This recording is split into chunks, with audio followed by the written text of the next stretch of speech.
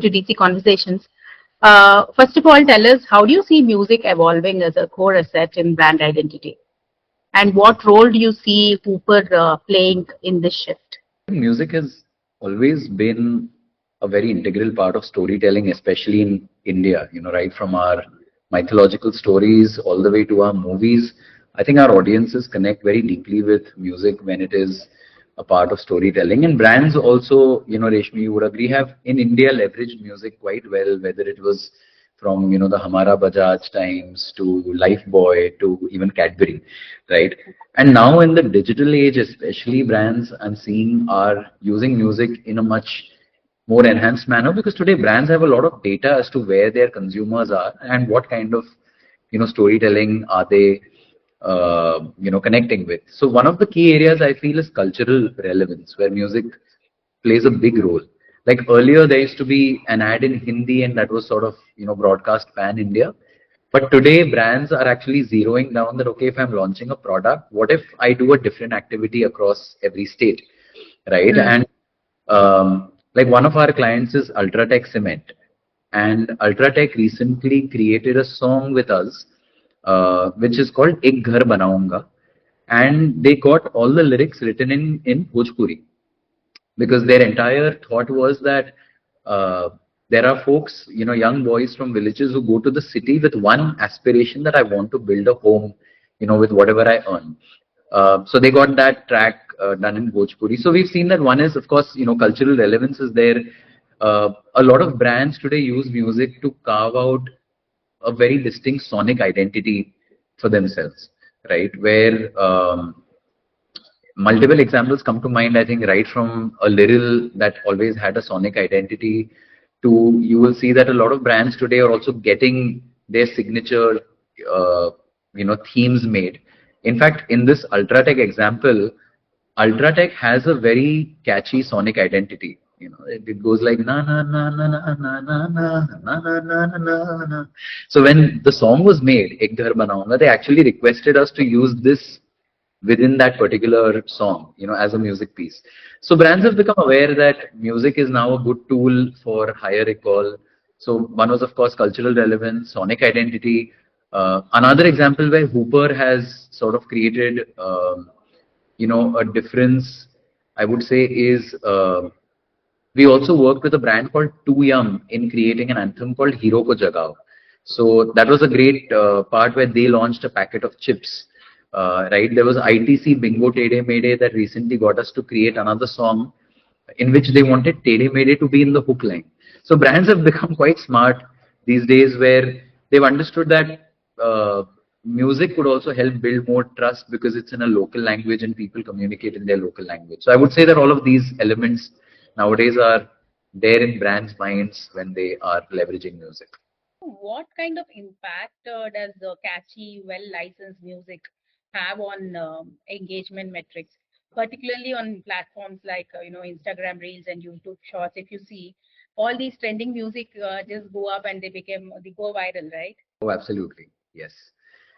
Yes, I think today brands are always on the lookout for using trending music, and the more relevant it is to their TG, they're excited about it. Like on Instagram, I would say that 80% reels are viewed with the audio enabled, which means that the kind of audio in the reel, the kind of music in the reel does play a big impact, right? And today people have no time. So if the first few seconds are catchy, they're going to stick around, or then they'll just vertically, scroll up. Even on platforms like a TikTok, 90% of the most viewed videos are the ones which have music in them. So music is playing a huge role. I think one of the important metrics is an increase in uh, the watch time and the viewership of a video if it has a trending audio. So on Instagram, what happens is if a reel has a trending audio, it is recommended, and typically you get around 30 to 35% more watch time if you use a piece of music that is trending. You also get anywhere between 50 to 20% more engagement on that video, more comments, more shareability if again it is a trending audio. Uh, there is also a higher conversion rate and a higher click-through rate. So anywhere between 3 to 5% higher click-through rates for brands if they use music which is catchy, which is trending. So you'll see a lot of brands today running after trending audio, even if they necessarily don't like the songs themselves. Brand Yeah. managers feel that this piece of music is working for my audience. Like there was this Marathi song called Tamdi Tamdi, which became a huge hit. And there were a lot of brands that realized that, okay, I have an audience base in Maharashtra. I must use it even if they personally were not listening to the track. So on one side, it is higher engagement, higher watch time, about 30 to 35% more viewership, 3 to 5% more click-through and conversion rates, uh, and more engagement with the audio too.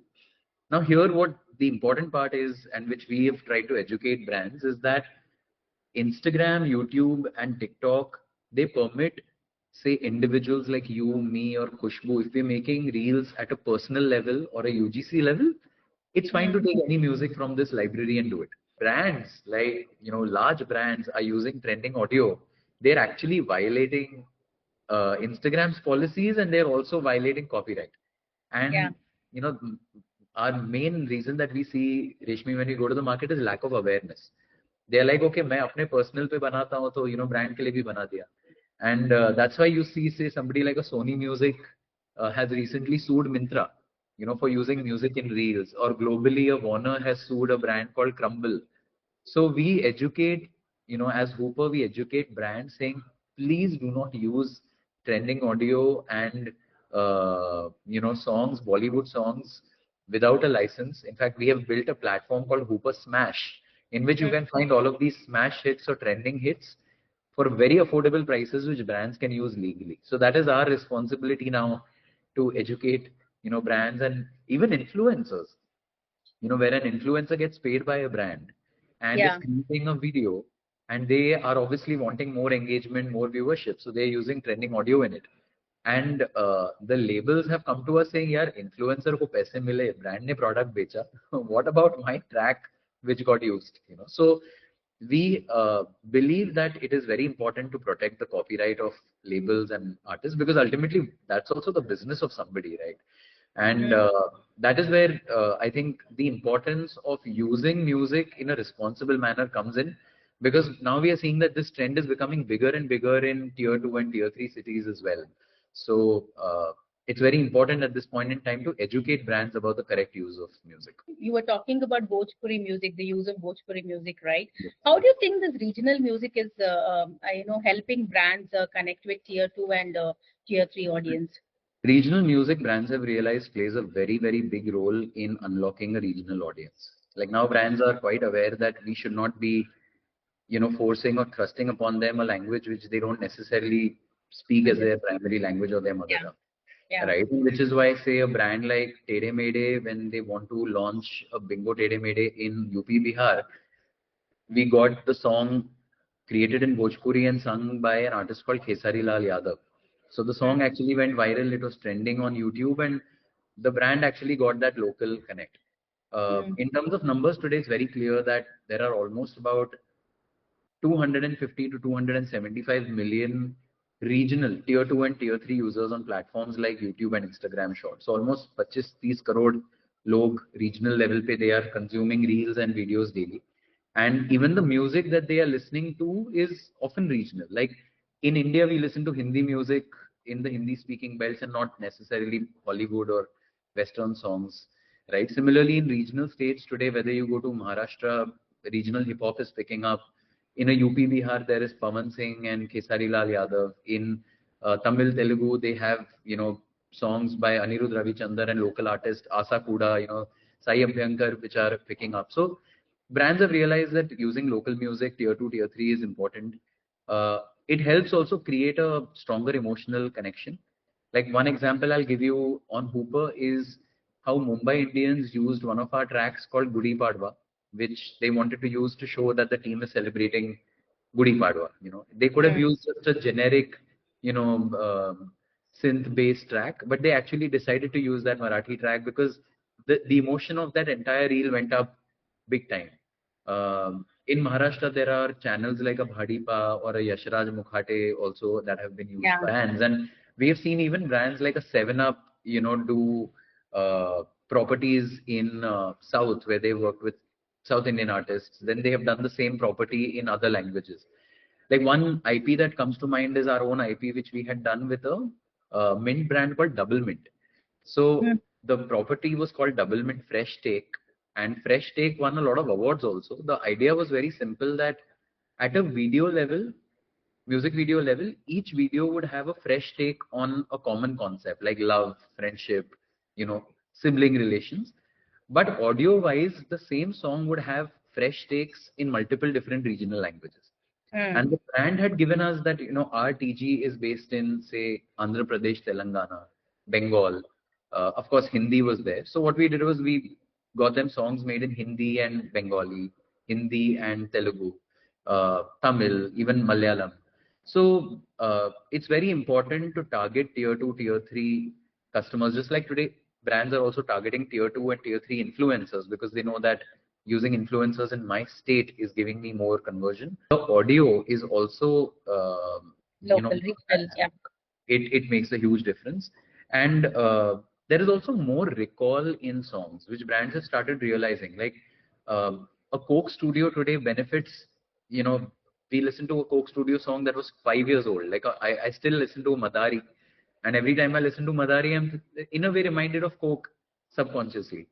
So, a brand manager has realized that for a normal ad, jab tak I spend on the ad, it'll keep running. But with a song, you never know. 1 year down the line, 5 years down the line, Yeah. people listen to songs because they like it, and my brand can just be, sort of automatically integrated. So they've now started investing more and more in tier 2, tier 3. Even in Hoopr, we are seeing more and more licensing. Brand solutions requirements are coming in regional languages. So we've also upped our game by working with regional experts in this space. Can you tell us about the increasing trend of music first strategies in experiential activations and in-store branding efforts? Yes, I think one is that brands have understood again that creating the right ambience in their stores or in events is important. And you'll see this today. Of course, there are high-end brands like BMW, very conscious about the kind of music that the customer hears when they walk into the showroom. And Yeah. we've also partnered with people like Lucky Ali to create experiences. Taj is very particular about the kind of music that people hear. But today you'll see that even boiling down to coffee shops, Reshmi. Even a lot of coffee shops, whether it's a Blue Tokai, they'll play indie music because they know that a lot of Gen Z people come there. So they will not play Bollywood, they will play independent artists. You will see even reverse tie-ups are very common, where there's a Burger King right below my office, and I often go there to sometimes do my own reading or sending mails. So I think 2 months ago, they were just playing the music of a film called Lavyapa. And I happened to ask them that, how come this is happening? So they communicated to us that it's a very youthful album. So it benefits the album also, and we've done a tie-up with them where, we promote their music. So it works sort of both ways, where brands have realized that using the right music is creating the right experience in my store. It is setting the right emotion when my customer walks in. Um, there is also a theory that very soft and relaxed music helps a customer buy more. So you'll see in a lot of these stores which sell clothes and stuff, there's a very soft relaxed music playing, and that sort of Yeah. enables you That to, influence. Yes, yes, right, right, right. so it's very important for stores to sort of set the right ambience. Again, here you will be surprised to know that in India, the corporate compliance to actually play licensed music is only 2%. So that means the remaining are just playing whatever music. I'll tell you a very funny story. There was a coffee shop in Goa that I had gone to, and he's a friend of mine. So he happened to tell me, you're a music licensing person. ये music licensing ने तो जीना हराम कर दिया मेरा. I said, what happened? So he said, no, there are some bodies that have come to us and they're saying that you have to pay for licenses.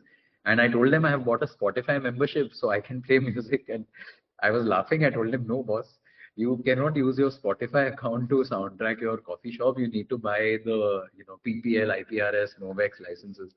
So there is again a lot of lack of awareness. Lack of awareness, of course. Yeah. It's there, but otherwise I feel that brands have become very conscious now in terms of their in-store experience and what music they need to play. And while Hooper has not yet gone into the live soundtracking space, it is definitely something that excites us a lot, because a lot of our music on Hooper is very beautiful in creating the right emotion. And while creators and brands have used it a lot in videos to, enhance their emotion, like you'll see Ranveer Brar using our music, Ashish Vidyarthi using our music, and they soundtrack their videos so beautifully, Reshmi. They create such, Yeah.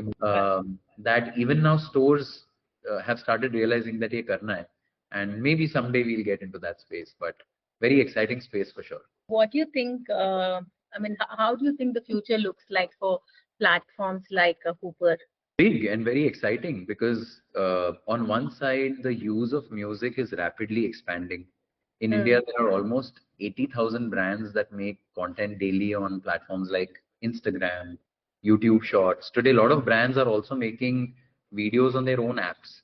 Like you'll mm, see brands like, say, the Man Company, Amazon, Mintra Studio is our client.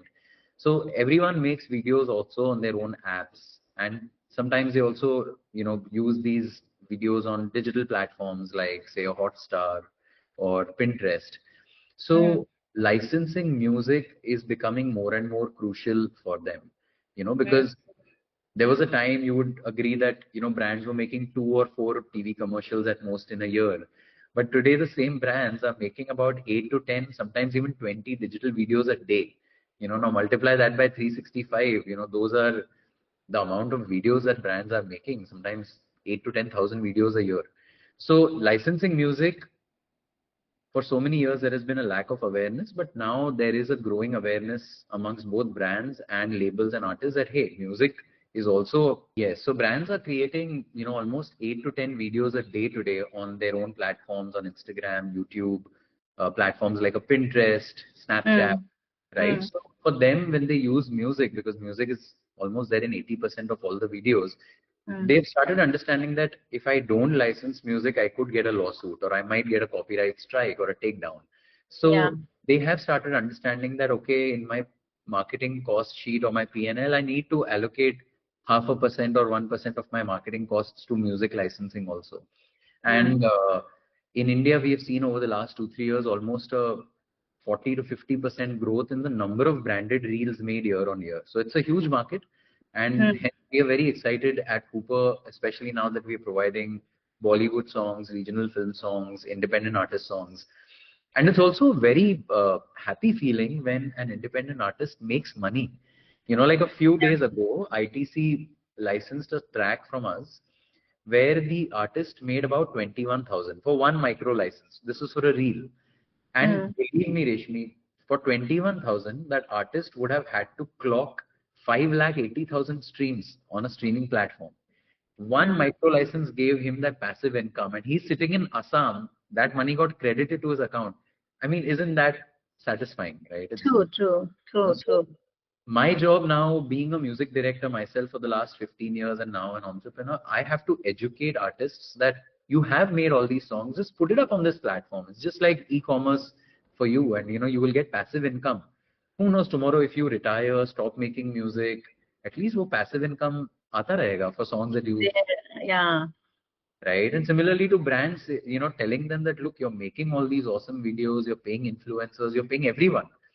Spend a little bit on the music also. 500 rupees, 2,000 rupees, 10,000 rupees. And I Mm. think it's a journey, it's a movement. It'll take time, but we're building it with a lot of passion and love. But we're very excited about the future and the potential and the growth of Hoop. One last question. So, when you get this request for licensing music, what kind of music is in much demand? Like, is it the independent artists or the Bollywood music, or is there a equal? No, right now it's not equal. Right now, about 70 to 75% of the demand is for Bollywood music. And when Mm. I say Bollywood, I will also say regional film songs. Yeah, And yeah. I'll tell you why. 90, percent of the times, if you see the trending list on Instagram, and as I said, brands are mostly concerned about the trending songs because Yeah, Gana yeah. trend ho raha hai. If I use it in my reel, I'll get more engagement. Film songs tend to occupy 60 to 70 or sometimes even 80% of the trending charts. Mm. So, uh, also I feel somewhere brands are a little scared of using Bollywood songs without permission. So they reach out to us saying, I want to play safe, I want to correct, legally Yeah, like. yeah, yeah. Uh, so at the moment, I would say about 70-75% demand is for film songs and trending Bollywood music. Mm, But we are seeing a gradual growth in the kind of brands that say that no, I don't want to use Bollywood music. I would rather use independent songs. And these are right now typically a lot of urban and tier one Gen Z brands. They're very much aware that their audience is listening to independent artists. Like yeah. I'll give you a good example. Spinny last year had licensed a song called Kya Khabar Thi Jana from the movie Khiladi. Okay, Mm, for one of their ads. This year they have licensed a song called I Love You Baby, I Love You Doll by Parekh and Singh, which is a pure independent, song. So yeah. on one side you see that, on the other side you'll see a My 11 Circle Mein Aaja and Anu Malik's voice. So that is Mm, also there.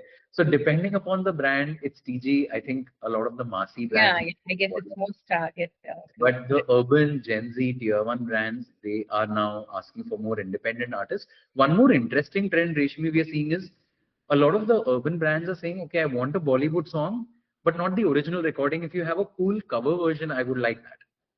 So that Mm, way I get the advantage of the famous song and I get the excitement of an independent artist or a young artist doing it. So that's also sort of yeah, going up and we're trying to understand how we can cater to that. It's a yeah. very dynamic space, very exciting space right now. You do create support the creative process of brands to co-create, original tracks and probably remix some videos and all that. Yes, we support their process. We've worked with numerous brands like Himalaya. We did a track which was a collaboration between an independent artist called Ada, and the song was finally sung by Monali Thakur. So they also got, on one side, they got the freshness of an independent artist composing. On the other side, they got the reach of a Monali. And that campaign, Himalaya Zara Muskurade, we did this last year in October. It was to launch the strawberry lip balm. It has just won the Dada Sai Phalke Award for the best ad film. Of course, we did a lot of amazing activities behind the scenes of spreading smiles and working with influencers. But that's just one example. Then brands like an Ultratech, where they did the Ek Ghar Banaunga song. Uh, Too Yum is a beautiful case study actually. They were collaborating with Marvel, and they had Iron Man and Captain America toys within the packet. But Mm, they realized that Marvel ho ya kuch bhi ho, if it has to sell across India, we need to take yeah, a regional sound. yeah, yeah, So the song that we made for them had a blend of Qawwali, of Bollywood, and so on. It was very beautifully received. Hero ko jagao. And then, of course, our platform provides 20 languages, music, songs, which brands can just come and license ready-made. And we mm, have seen brands like the Man Company, Rajasthan Royals. This year, two more IPL teams have come in. Rajasthan Royals, of course, then Lucknow Super Giants and Delhi Capitals. So many of these brands today, almost 125 brands are licensing music. And we do help them in every way as long as they're willing to do it legally. We stand for that कि यार artist को पैसे मिलने चाहिए, it should all be legal. That's where yeah. Hooper comes in. Such a wonderful conversation. Thank you so much, Gaurav. Thank you for talking to us. My Have a, pleasure, Rashmi. yeah.